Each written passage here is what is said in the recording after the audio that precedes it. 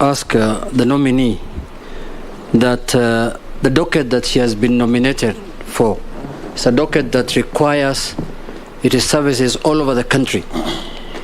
Water is essential and water is required all over the country.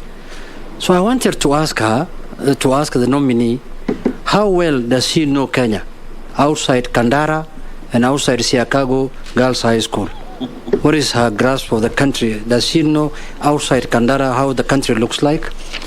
The second question I wanted to ask, and my last one, is there is a matter that came up in 2016, I think I was in Parliament, when Justice Philomena Mwilu was being vetted.